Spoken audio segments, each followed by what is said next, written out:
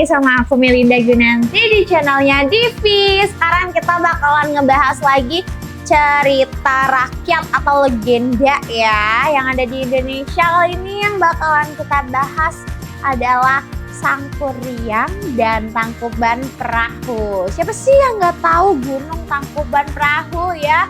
Gunung yang paling terkenal di Jawa Barat yang bentuknya tuh seperti perahu terbalik ya, bentuknya seperti perahu terbalik. Yuk kita simak cerita apa sih yang ada di balik gunung tersebut. Nah, kisah Sangkuriang ini berawal dari kisah tentang Sangkuriang berawal dari kayangan ya.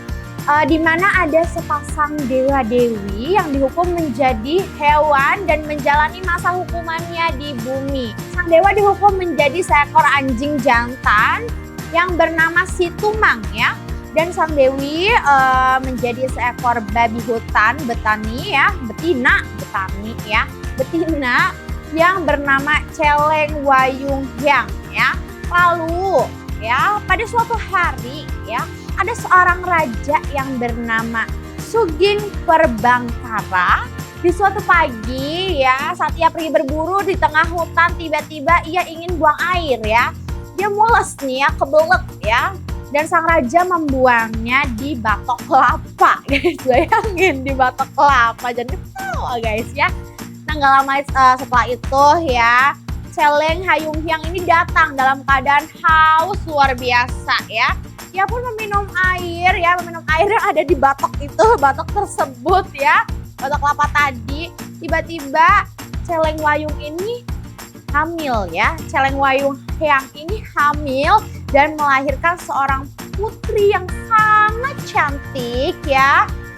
Nah, saat Raja Suging Perbangkara melihatnya, ia langsung menggendong bayi cantik tersebut dan langsung membawanya pulang ke keraton guys ya. Jadi hamilnya tuh seketika, langsung hamil, langsung brojol ya. Brojol itu manusia guys. Setelah dia meminum si kotoran dari si raja tersebut ya, dia langsung hamil, langsung lahirlah seorang putri cantik yang dibawa ke keraton ya sama si Raja Suging ini ya. Sang raja namain putrinya ini, putri cantiknya ini Dayang Sumbi ya, atau Rarasati ya.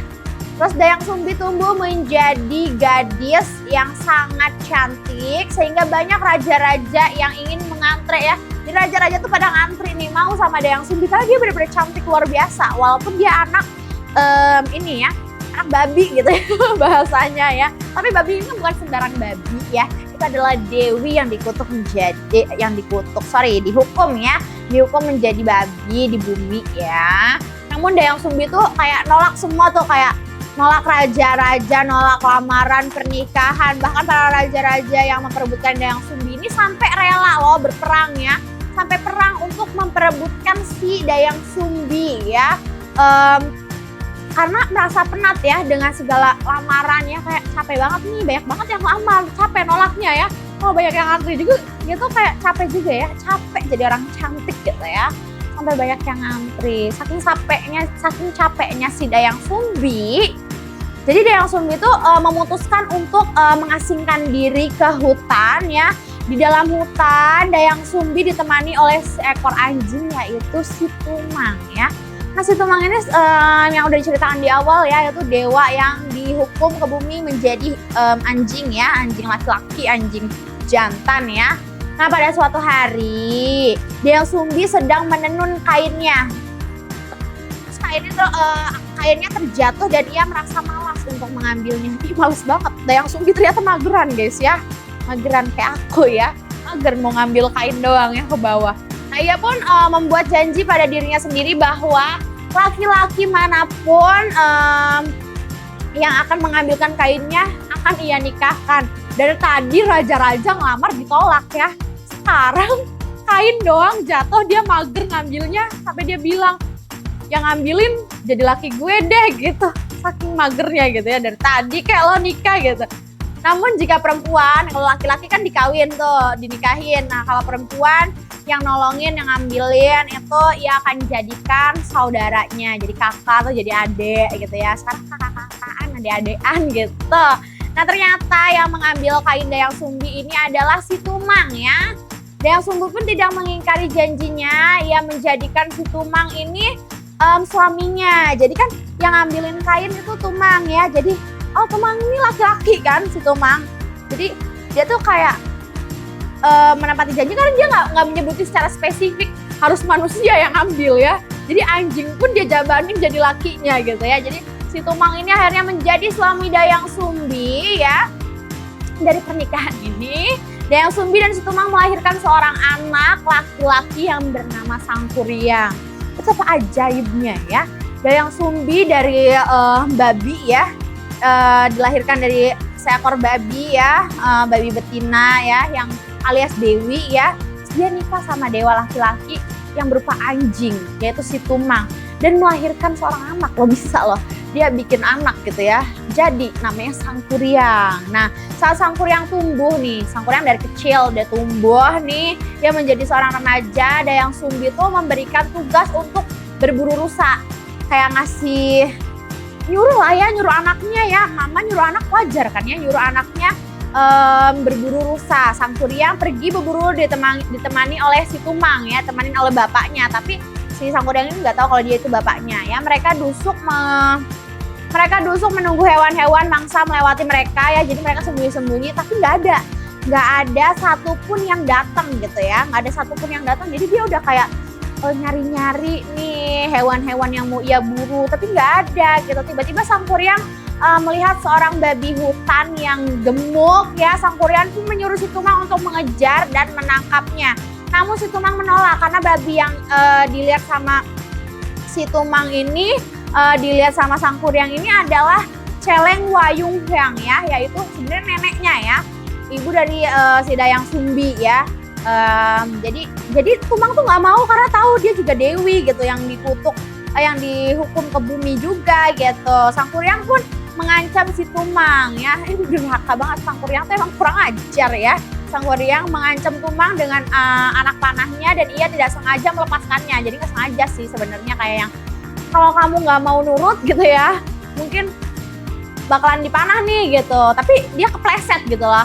Anak panahnya menusuk ya, membunuh. Jadi hingga pada akhirnya si Tumang itu minggoy ya, minggoy. Nah Sangkuriang merasa panik, dia tuh kayak panik dan dia menyembelih si Tumang ya untuk mengambil hatinya. Jadi dia ambil hatinya tuh, dirobak-robek gitu ya, si Tumang itu diambil hatinya. Nah terus juga Sangkuriang pulang, abis itu Sangkuriang pulang dan menyerahkan hati tersebut ke ibunya. Mengira bahwa yang dikiranya tuh, jadi si Dayang Sumbi tuh ngira itu si hati rusa gitu loh. Dayang Sumbi pun memasak ya, terus makan gitu. Namun setelah mengetahui yang ia makan adalah hati si Tumang ya, Dayang Sumbi pun marah besar sama si Sangkuriang karena itu bapak lo gitu kan. Tapi kan si Sangkuriang emang nggak tahu guys ya, karena Sangkuriang taunya itu anjing gitu ya, anjing peliharaan. Nah Dayang Sumbi memukul kepala si Sangkuriang ya dengan sendok nasi yang terbuat dari kayu hingga kepala Sangkuriang tuh terluka. Jadi mukulnya mungkin keras ya, sampai ada mungkin jepong gitu loh ya, sampai membekas gitu ya di kepala si Sangkuriang ya. Terus Sangkuriang merasa takut, dia pun akhirnya meninggalkan rumah dan kabur dari rumah lah ya. Kalau zaman sekarang kaburnya kemana tuh ya, kabur, dia ngambek gitu ya. Terus setelah sekian lamanya pergi dari rumah, Sangkuriang tuh jadi tumbuh menjadi laki-laki yang dewasa, terus juga kuat, dia juga sakti guys ya, karena dia sendirian nih dari remaja nih, kesana kemari ya, cari makan sendiri ya, hidup sendiri. Terus pada suatu hari itu dia mengembara hingga tidak menyadari berjalan sampai ke tempat di mana Dayang Sumbi berada. Jadi dia ketemu sama Dayang Sumbi ya. Sangkuriang pun jatuh hati karena Dayang Sumbi tuh nggak bisa tua guys. Dayang Sumbi tuh cantiknya abadi, dia cantik terus guys, mentang-mentang anak Dewi ya, anak Dewi, jadi dia cantik banget gitu, sampai anaknya pun suka gitu, jatuh hati gitu loh, jatuh cinta sama si Dayang Sumbi ya. Mengetahui bahwa yang dicintainya itu adalah tapi dia nggak tahu kalau misalnya itu tuh ibunya gitu, karena dia kan udah kabur dari rumah dari lama ya. Mungkin dia mengira kalau ibunya tuh harusnya semakin tua gitu, kalau ini gadis gitu loh, dia mikirnya. Nah saat Sangkuriang berniat menikahinya, Dayang Sumbi tentu saja menolak karena ia tuh tahu guys karena Dayang Sumbi itu tahu kalau misalnya Sangkuriang itu anaknya ya, bahwa Sangkuriang tuh ngelamar dia tuh anaknya gitu, karena kelihatan dari bekas luka ya yang dihasilkan dari sendok nasi ya yang udah dia pukul, yang Dayang Sumbi pukul ke Sangkuriang ya. Jadi pastinya nggak akan dong nikah sama anaknya. Nah permintaan, jadi Dayang Sumbi ini kayak sama kayak Roro Jonggrang, dia tuh kayak buat permintaan gitu ya, buat permintaan biar ya pokoknya dia muter otak deh gimana caranya nggak nolak secara kasar, menolak secara halus gitu ya. Ini cewek-cewek zaman dulu banyak maunya nih. Ada yang dibuatin candi, minta dibikin candi, sekarang minta dibikinin perahu guys. Nah untuk Dayang Sumbi ini sekarang minta dibikinin perahu dan telaga yang harus selesai sama hanya dalam 1 malam. Harus buat perahu sama ada telaga ya, biar bisa kayak ceritanya tuh kalau yang iya bisa biar bisa jalan-jalan naik perahu di telaga tersebut gitu. Yang terus selesai dalam 1 malam dengan membendung aliran sungai Citarum. Tapi tanpa disangka-sangka ya, Sangkuriang sanggup guys, menyanggupi ya.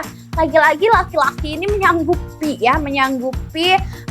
permintaan si wanita ya, permintaan Dayang Sumbi ya. Terus ya Dayang Sumbi pun takut Sangkuriang bisa menyelesaikannya, karena Sangkuriang juga kan sakti ya, Sangkuriang juga sakti. Jadi si Dayang Sumbi ini memohon kepada Sang Hyang Tunggal agar menggagalkan usaha Sangkuriang. Ia juga memukul alu ke lesung seolah-olah sedang menumbuk padi agar menjadi pertanda bahwa fajar telah tiba. Sama berarti kayak Roro Jonggrang guys, kayak dia tuh bikin seolah-olah itu udah pagi, karena kan dia minta cuma semalam ya harus jadi gitu. Dia minta cuma semalam harus jadi, tapi dia bikin seolah-olah itu udah pagi gitu, karena Sangkuriang juga sakti ya, bisa bikin perahu dalam semalam gitu ya, perahu gede lagi ya. Dalam semalam akhirnya para makhluk halus ya, tadi sama ya, Sangkuriang juga nyuruh teman-temannya ya, itu the demit ya, atau makhluk-makhluk halus ya, roh-roh halus ya, untuk bikin perahu, untuk ngerewangin ya, atau membantunya bikin perahu. Tapi makhluk halus itu mengira bahwa itu sudah pagi, akhirnya mereka kabur gitu aja, pergi gitu aja tanpa menyelesaikan pekerjaan tersebut. Nah Sangkuriang juga akhirnya tuh takut tuh dan pergi sebelum menyelesaikan tugasnya, karena mengira matahari akan terbit gitu, dan gagal gitu. Dia tuh kayak merasa gagal lagi gitu kan, memenuhi persyaratan si dambaan hatinya yaitu ibunya Dayang Sumbi ya. Sangkuriang pun marah setelah tahu ya, dia mengamuk dan menendang perahu yang udah dibikinnya tadi ya ke arah utara dalam sekejap ya. Perahu yang jatuhnya dia nendang perahu kan gini guys ya, terus dia tendang perahunya tuh terbalik. Jadi seperti ini. Jadi makanya bentukan si gunung Tangkuban Perahu tuh agak gitu loh, nggak kayak gunung-gunung pada umumnya. Seperti itu, dalam sekejap tuh perahu yang terlungkup itu berubah menjadi gunung Tangkuban Perahu. Nah setelah itu Sangkuriang masih mengejar Dayang Sumbi hingga ke Gunung Putri. Namun Sang Hyang Tunggal segera menolong dan mengubah Dayang Sumbi menjadi setangkai bunga jaksi agar lolos dari kejaran Sangkuriang. Sangkuriang ini cogil. Udah tahu ditolak gitu loh, udah tahu dia gagal sampai bikin perahu ditendang gitu. Dia masih ngejar Dayang Sumbi ya. Mungkin ngejarnya karena marah atau karena obses, nggak tahu ya. Sangkuriang pun tidak berhasil menemukan Dayang Sumbi dan pada akhirnya Sangkuriang menghilang ke alam gaib ya, mengikut teman-temannya mungkin ya. Nah kisah ini tuh cukup menegangkan ya, karena Sangkuriang demen sama mamanya gitu ya. Terus agak-agak plot twist juga, ternyata turun-temurunnya tuh dari dewa-dewi ya, seperti itu. Seru kan guys dengerin cerita-cerita rakyat seperti ini, jadi kayak menambah wawasan baru, dan kita datang juga ke tempat-tempat itu kayak, oh ini dulunya begini nih, bisa diceritakan juga ke anak-anak kita nanti, cucu-cucu kita nanti, seperti itu ya. Jadi cerita ini cerita legenda yang pastinya bakalan turun-temurun diceritakan ke keturunan-keturunan kita, seperti itu. Nah cerita apa lagi yang mau aku bahas nih? Kalian boleh komen ya di bawah ini. Makasih udah nonton sampai habis. Jangan lupa untuk like, comment, share, dan juga subscribe. Bye-bye guys.